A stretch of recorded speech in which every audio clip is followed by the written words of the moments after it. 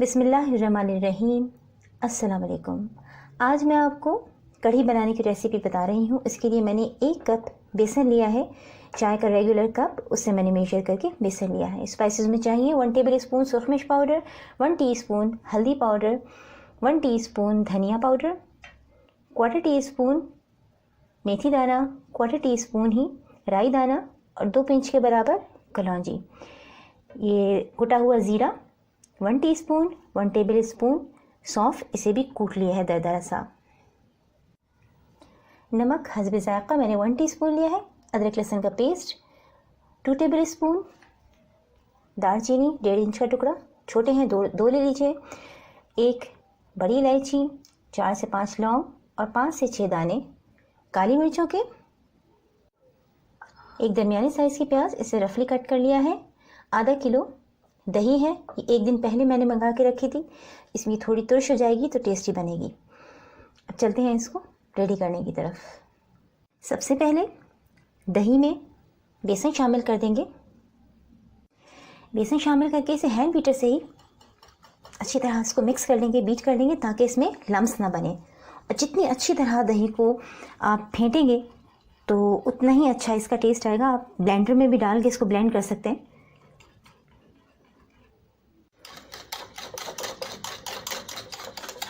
दही और बेसन को बहुत अच्छी तरह बीट कर लिया है हमने। अब इसमें अदरक लहसुन का पेस्ट शामिल करेंगे,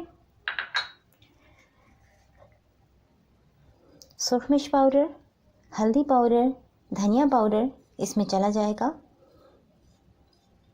और साथ ही इसमें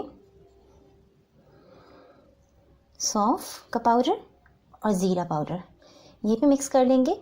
और अब इसको बहुत अच्छी तरह से दोबारा हम बीट करेंगे कि तमाम स्पाइसेस अच्छी तरह इसमें मिक्स हो जाएं। तमाम स्पाइसेस को बहुत अच्छी तरह हम बीट कर लेंगे। जितना अच्छा इसको बीट करेंगे उतना ही टेस्टी कढ़ी पकेगी। अब इसको हम फाइनली उस देगची में डाल देंगे जिसमें हमें इसे कुक करना है। पॉट में मैंने 1 लीटर के करीब पानी डाल दिया है। अभी मैं इसमें और पानी डालूँगी, तकरीबन 2 लीटर के करीब और पानी डलेगा इसमें। जितना ज़्यादा पकेगी, जितनी देर तक पकेगी, उतना ही इसका टेस्ट अच्छा आएगा।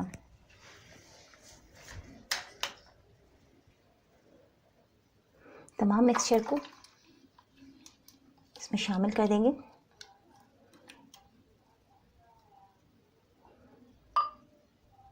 और इस मिक्सचर को बहुत अच्छी तरह मिक्स कर लेंगे। और इसमें मैं अभी और पानी भी शामिल करती हूँ। इसमें तकरीबन 3 से 4 लीटर के करीब मैंने पानी शामिल कर दिया है। अब इसमें नमक डाल देंगे, खड़े गरम मसाले ये भी इसमें चले जाएंगे, मेथी दाना, राई दाना और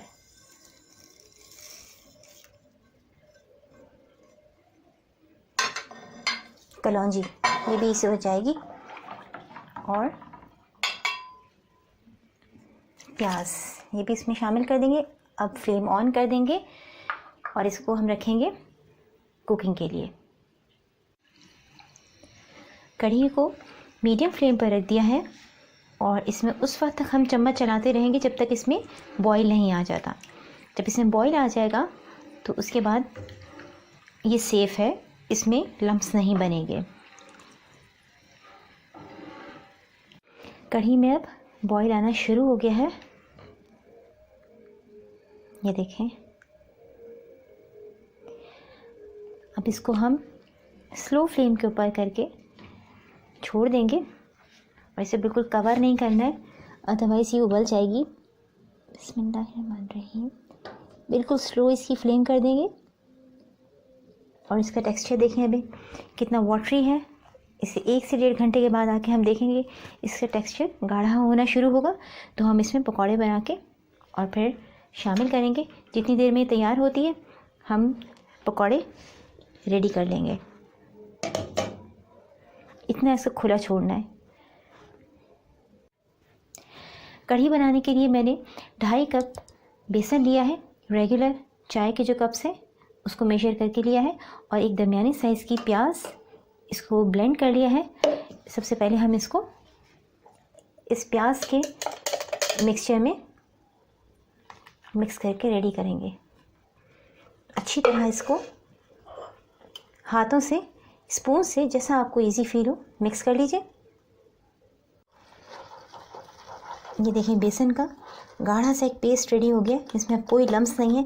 अब थोड़ा सा पानी हम जिसमें हमने प्याज ब्लेंड की थी उसमें शामिल करके इसको थोड़ा सा और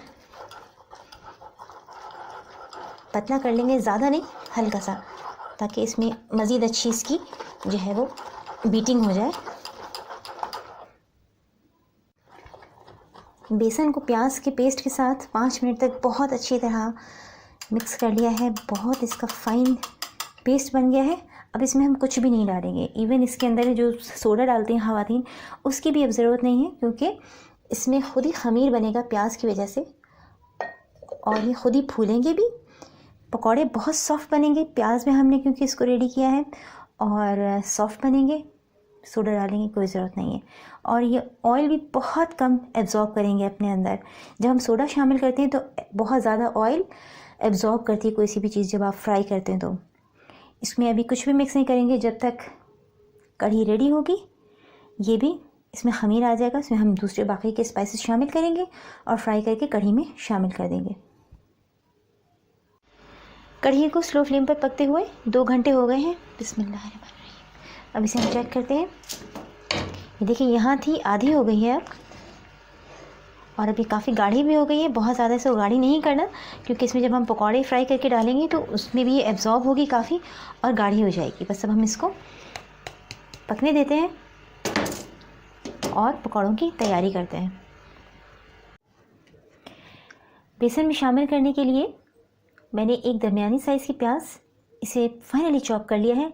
2 मोटी मिर्चें, इनको भी फाइनली चॉप कर लिया है, और आधी हरे धनिया की गट्ठी, 1/2 टीस्पून कुटी मिर्चें, 1/2 टीस्पून सफ़ेद ज़ीरा और 1/2 टीस्पून नमक है। इसे आप हस्ब ज़ायक़ा कर लीजिए। इन स्पाइसेस को आप अकॉर्डिंग टू टेस्ट कम या ज़्यादा भी कर सकते हैं। अब ये तमाम स्पाइसेस हम बेसन में शामिल कर देंगे। तमाम स्पाइसेस को बेसन के साथ बहुत अच्छी तरह मिक्स कर दिया। इसमें 1/4 टीस्पून हल्दी भी शामिल करेंगे, इससे पकौड़ों का कलर बहुत शानदार आता है। इसको भी मिक्स कर लेंगे और पकौड़े बनाने की तैयारी करेंगे।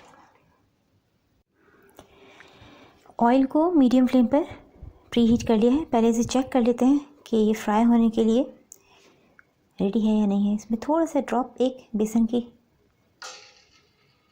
हाँ ये रेडी है, क्योंकि अगर जब हम चेक करते हैं इसको, बेसन का जो हमने ये डॉट एक डाला है, ये फ्राई होने लगता है और ऊपर आ जाता है, इसका मतलब है कि रेडी है।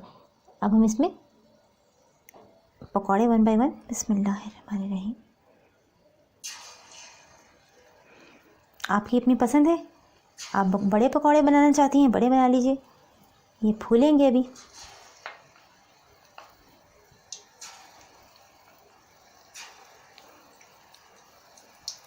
थोड़े से फासले के साथ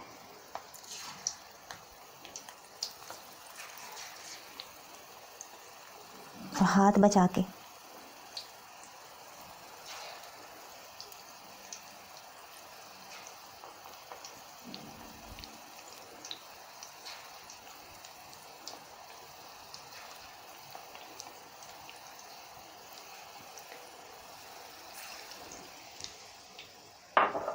इनको हम मीडियम फ्लेम पे फ्राई कर लेंगे।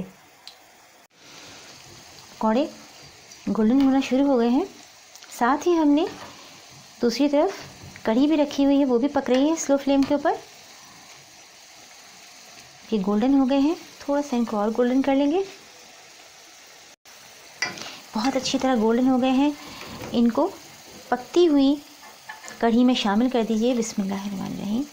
इसको ठंडी कढ़ी में बिल्कुल भी नहीं शामिल करेंगे पकौड़ों को।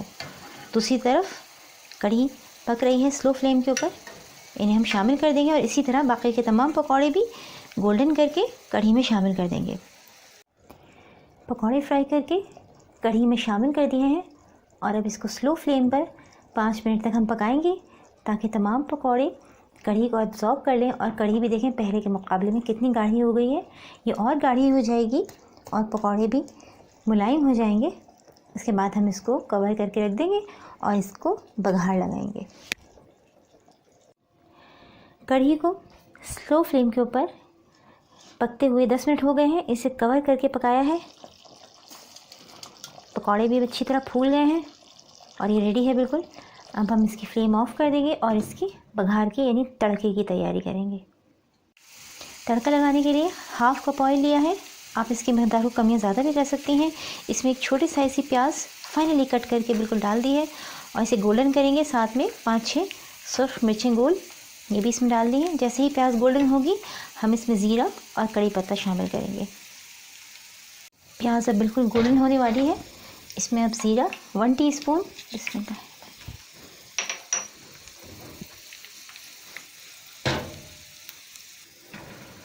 प्याज गोल्डन हो गई है और ज़ीरा भी बिल्कुल अच्छी तरह फ्राई हो गया। इसमें कड़ी पत्ता धो के और खुश्क करके अब ये तड़के के लिए रेडी है। बिस्मिल्लाहिर्रहमानिर्रहीम।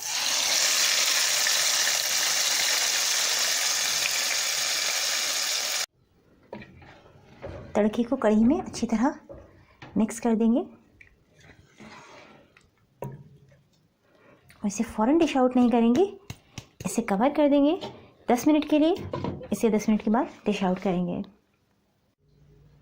मज़ेदार कढ़ी रेडी है। ये इस रेसिपी से बहुत टेस्टी बनती है। इस रेसिपी को ज़रूर ट्राई कीजिए। पसंद आए तो इसे फ्रेंड्स और फैमिली मेम्बर्स के साथ शेयर कीजिए। मेरी रेसिपी को लाइक कीजिए, चैनल को सब्सक्राइब कीजिए। अपना बहुत ख्याल रखिएगा। अल्लाह हाफ़िज़।